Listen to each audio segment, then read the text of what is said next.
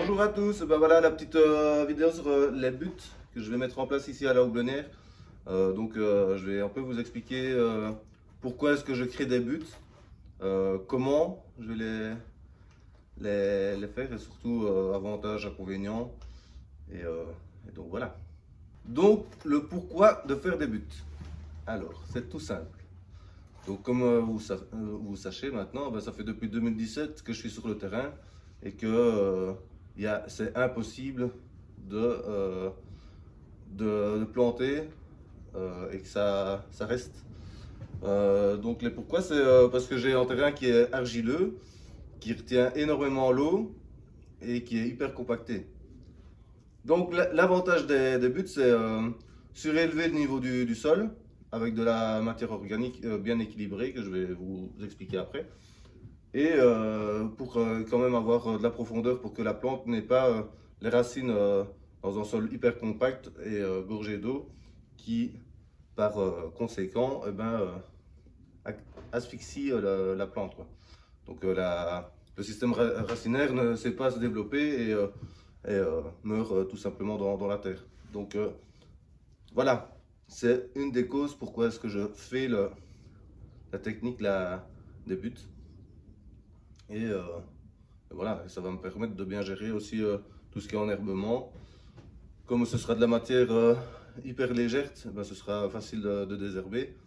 Au début, ben, je voulais mettre une toile de plantation, donc une toile bâchée, tressée plutôt. Et en fait, non, c'est pas du tout dans la logique des choses, comme j'aimerais bien avoir quelque chose de fort naturel et surtout, je n'hésite pas à dire que la nouvelle personnalité de la Houblonnière, c'est le côté biodiversité que j'aimerais bien que ça pète. Donc vraiment intégrer plein de végétaux différents pour attirer le maximum d'animaux et de fleurs et essayer de travailler avec la nature et pas que en vue d'avoir toujours de la production en tête. Et, voilà. Donc voilà, c'est le premier objectif, c'est créer une zone de biodiversité et que ça soit résilient et tout et tout. Alors, pour créer des buts, il y a plusieurs étapes, donc je vais vous présenter la première étape. La première étape, normalement, elle consiste à aérer son sol qui est sur le terrain de façon légère et de ne pas casser le sol en mélangeant trop profondément. Moi, c'est une étape que je ne vais pas faire. Je vous explique pourquoi. Eh ben, c'est justement parce que comme j'aimerais bien vraiment travailler avec la nature et pour la nature, eh ben, voilà, je me dis que si je fais bien les choses, si je fais des belles buts, eh ben, normalement je vais avoir tous les micro-organismes qui seront présents et qui vont faire ce travail-là à ma place. Donc voilà, voilà c'est la raison pourquoi je ne fais pas la première étape. Je fais confiance à mes petites compagnes qui sont les vers de terre, tous les insectes, les micro-insectes et les insectes aussi, il y a des autres insectes plus gros qui font ce travail-là. Et surtout les micro-organismes tels les bactéries qui vont vraiment aérer le sol grâce à la première couche qui est le carbone. Je vous explique. Donc l'étape 2, c'est la création d'une couche de carbone. Mais qu'est-ce que le carbone? Qu'est-ce que l'équilibre carbone-azote? Parce que Internet c'est bien beau, les gens ils sont super sympas, ils nous donnent des infos, ils nous disent toujours de faire attention rapport carbone-azote. Mais qu'est-ce que c'est exactement ces nutriments-là? Qu'est-ce que c'est le carbone? Donc en fait le carbone il sert à plusieurs choses. Quand on fait la première couche de carbone, on essaye d'intégrer la grosse matière carbonée. Donc tout ce qui est carbone, c'est tout ce qui est sec en général. Donc feuilles mortes, du bois mort, de la paille et tout ce qui est sec. Voilà, c'est la grosse synthèse. Et du coup, comme c'est la première couche, on va essayer de réfléchir à long terme. Donc on va essayer d'intégrer des matières qui sont assez volumiques, qui sont assez grosses et qui vont prendre du temps à se décomposer. Donc moi ce que j'ai fait ici dans les buts, je vais vous montrer après, c'est que j'ai intégré des tailles d'arbres que j'ai fait à la fin de l'été. Je les ai laissés à l'air, ça a bien séché. Et du coup, eh bien, c'est un bon apport en carbone. Et ça va prendre vraiment beaucoup de temps à se décomposer. Et surtout, ça va ramener de la vie dans la terre. Donc le carbone, en fait, ça sert de réserve à long terme. Et surtout, ça attire tout ce qui est micro-organismes.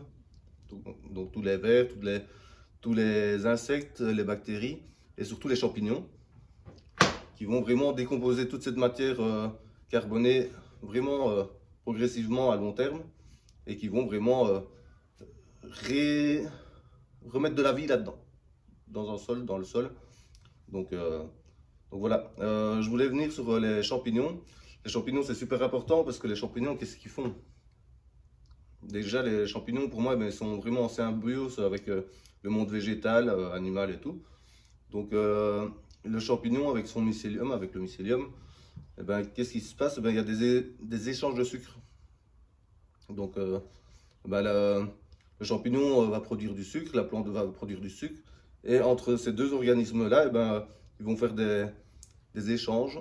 Et du coup, eh ben, c'est vraiment une symbiose qui s'installe. Et c'est super bénéfique pour les plantes, pour la terre et pour tout ce qui vit dans la butte et autour. Niveau des champignons, qu'est-ce que je devais encore dire? Donc voilà, l'échange des sucres. Et, ah oui, le phosphore. Le champignon, eh ben, avec toute cette productivité de sucre et tout, amène aussi du phosphore. Donc le phosphore, c'est tout ce qui est le nutriment qui sert pour avoir des beaux fruits ou des beaux légumes ou des belles fleurs. Donc en fait, si on fait attention à la nature, si on arrive à la comprendre et à travailler avec, et ben, en fait, elle nous apporte tout ce qui est nutriments directement. Mais pour ça, il faut amener des champignons, quoi. Donc ça veut dire que plus tard, eh ben, j'aurai plus besoin de mettre des engrais organiques parce que j'ai jamais mis d'engrais chimiques qui est super phosphoré, quoi. Comme le champignon sera présent dans les buttes, va faire l'échange de sucre et surtout va amener ce phosphore que les plantes ont besoin, les plantes à fleurs, les plantes à fruits ont besoin pour développer de beaux fruits bien juteux et bien savoureux. Donc voilà pour le côté carbone. C'est comme ça que je vois la chose, c'est comme ça que j'ai compris les choses. Et donc j'ai peut-être oublié des choses, hein. Maintenant, c'est aussi à vous d'expérimenter, d'aller vous informer. Moi, je vous donne en gros. Je suis une personne assez brute, donc je vous dis tout ce que j'ai moi compris. Et voilà, si vous voulez avoir un peu plus d'informations, eh ben, tiens qu'à toi qui regarde la vidéo d'aller te renseigner en profondeur. Voilà pour la première couche de carbone. Toujours commencer par le carbone. Comme je vous dis, c'est la réserve à long terme des nutriments. Et voilà, et pour la vie du sol. Pas de première couche de carbone, pas de vie dans le sol, donc votre but ne va pas faire le taf correctement à long terme. Vous pouvez très bien commencer par de l'azote, mais c'est une butte qui va tenir moins dans le temps. Ok? Donc si vous voulez quelque chose qui soit un peu plus pérenne, de 4 à 5 ou 6 ans, vous commencez par le carbone avec des gros morceaux de bois. Ok? Eh bien, on passe à la deuxième couche, donc à la troisième étape, je pense. Ouais. Donc, qui est la couche azotée. Je vous explique tout ça tout de suite. Donc, pour la troisième étape, c'est la couche qui est azotée. Donc, l'azote, qu'est-ce que c'est? Qu'est-ce que c'est l'azote? À quoi ça sert dans les plantes? En fait, l'azote, c'est un nutriment qui part assez vite, car l'azote est utilisé par les plantes pour leur croissance, leur développement. Donc, c'est super important de mettre de l'azote. C'est grâce à ce nutriment-là que la plante va pouvoir aller chercher tout ce qu'il lui faut pour se développer et grandir et être toute jolie, bien verte, parce que c'est grâce à l'azote que le feuillage est bien vert et a une bonne croissance assez régulière. Maintenant, il faut faire attention parce que, par exemple, ici, ben, moi je vais mettre du fumier grossier de vache qu'on vient d'aller chercher dans les étables. Et donc, du coup, ben, qu'est-ce qui se passe là-dedans? c'est qu'il y a une grande activité microbienne. Du coup, ça travaille énormément. Il faut bien se dire que si vous allez dans votre fumier, ou que ce soit une matière en compost ou quoi, vous prenez une poignée dans cette matière-là. Il faut se dire que dans votre poignée, il y a énormément de micro-organismes. Il y a plus de micro-organismes dans votre poignée là qu'il y a d'êtres humains sur la Terre, quoi. Donc il faut vous rendre compte que c'est énormément actif, tout ça. Donc les petites bactéries, qu'est-ce qu'elles font? Elles travaillent, elles se mettent en action. Et tout ça, évidemment, quand vous, par exemple, vous faites du sport, que vous allez courir, vous êtes en action. Et qu'est-ce que vous faites? Vous chauffez, vous transpirez, vous avez chaud.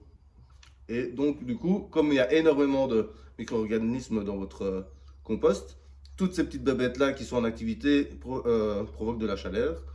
Et du coup, ça fait énormément de chaleur. Donc, dans un tas de fumier comme ça, si dans 2 jours, je vais mettre en thermomètre, la température peut monter jusqu'à 90 degrés. Donc, si vous plantez directement, évidemment, qu'est-ce qui se passe? C'est comme quand vous prenez en bain et que vous avez les pieds froids. Vous mettez votre petite douille dans l'eau chaude. Qu'est-ce qui se passe? Ça fait une drôle de sensation aux pieds. Donc là, c'est pareil pour les plantes. Donc, c'est une super technique, mais attention à laisser un peu reposer ces bactéries. Donc, généralement, elles ont un pic d'activité sur les 3 premières semaines. Après, ça redescend et ça se régule progressivement. Donc, super attention à ne pas planter directement dans un fumier trop frais, car ça va cramer vos petites racines des plantes. Ok. Donc niveau de l'azote, voilà, j'ai dit que c'était super important pour la croissance et le développement de la plante. Évidemment, il y a toujours des petites bébêtes dedans, il y a toujours nos compagnons, nos petites ouvrières qui sont dedans. Et donc du coup, ça va faire vraiment un échange encore. Il faut toujours penser que la nature, c'est toujours des échanges, c'est toujours, comme je dis, c'est toujours un échange équivalent. Donc c'est toujours la vie qui partage la vie, qui travaillent tous ensemble. Et voilà. Donc azote, croissance, carbone, réserve, vie dans le sol. Ça stocke l'eau aussi. Donc du coup, ça veut dire qu'il y a moins d'arrosage à prévoir. Et voilà pour la partie azotée de notre but. Je pense que j'ai tout dit. Et voilà, top. Eh ben, on passe à la dernière étape. Je vous explique ça. Et ben voilà, on est à la dernière étape de la butte. Maintenant, on peut varier, hein. On peut faire carbone, azote, et faire plusieurs couches comme ça. Ce que j'ai pas précisé là, c'est l'explication pour la butte pour les légumes. Donc c'est des buttes, pas des buttes, des buttes qui ne sont pas pérennes. Donc chaque année, il faut réamender, il faut remettre de la matière. Maintenant, en moins grande quantité que la première année. Comme la première année, il faut en mettre une assez grosse quantité parce que justement, comme j'expliquais pour l'azote, on a toutes ces petites bébêtes là qui sont en activité et du coup qui décomposent toute la matière. Donc évidemment, si vous avez un tas comme ça, il faut se dire que fin d'année, votre tas il est 2 à 3 fois moins grand. Ok. Parce que évidemment, il y a toute cette activité là, ils décomposent toute la matière et ils intègrent ça au sol, quoi. Donc dernière couche, c'est une couche de carbone. Donc là, c'est vraiment pour faire un équilibre. Comme ça, il faut imaginer que dans votre but, il y a tout qui tourne. Et donc il y a ça aère. Et donc voilà, ça aide quand vous fermez avec du carbone. Et surtout le carbone, qu'est-ce que ça fait? Ça joue un rôle de protection justement pour tout ce qui est nutriments inférieurs, donc tout ce qui est azote. Comme l'azote est fort volatile, si vous remettez une couche de carbone par au-dessus, l'azote ne va pas se faire rincer par l'eau et va décanter hors de la butte, quoi. Donc c'est plutôt une couche de protection, aussi une couche pour réactiver un peu de bébêtes et d'ouvrières au-dessus et protéger cette butte qui est super nourrissante niveau de tout ce qui est érosion par rapport à la pluie, au soleil, au froid. Et aussi, ça a une grande importance parce que ça nous permet de protéger au niveau de la terre par rapport au soleil. Du coup, il n'y a pas de soleil qui arrive, donc il n'y a pas de graines qui sait germer. Si, la graine peut germer, mais comme il n'y a pas de soleil, la plante ne sait pas faire sa photosynthèse, ou moins bien, et du coup, elle a moins de chances de savoir passer cette couche. Donc tout ce qui est désherbage, en toute logique, il y en a, mais il y en a beaucoup moins que si vous faisiez sur le sol. Donc ça, c'est une des particularités de cette dernière couche carbonée. Donc là, vous pouvez être ingénieux, vous pouvez mettre de la feuille morte, de la paille, du broyat d'arbres de bois bien sec. Et voilà. Voilà pour la dernière couche, son importance. Donc limiter l'enherbement, protéger au niveau de l'érosion pour que les nutriments ne partent pas trop vite. Et voilà, je pense que c'est bon. Je pense que la partie théorie de l'équilibre carbone-azote est vue. Pour la butte de légumes, je vais vous expliquer comment est-ce que je ferai les buttes pour les plantes pérennes dans une autre vidéo, à mon avis, parce que sinon ça va être trop long. Mais c'est toujours le même principe. Ok. Donc sur une autre vidéo, je vous explique les buttes pérennes. Et je vous montre tout ça en action sur le terrain. Et comme ça vous donnera peut-être envie de faire des légumes. Allez, on se retrouve sur le terrain. Bisous!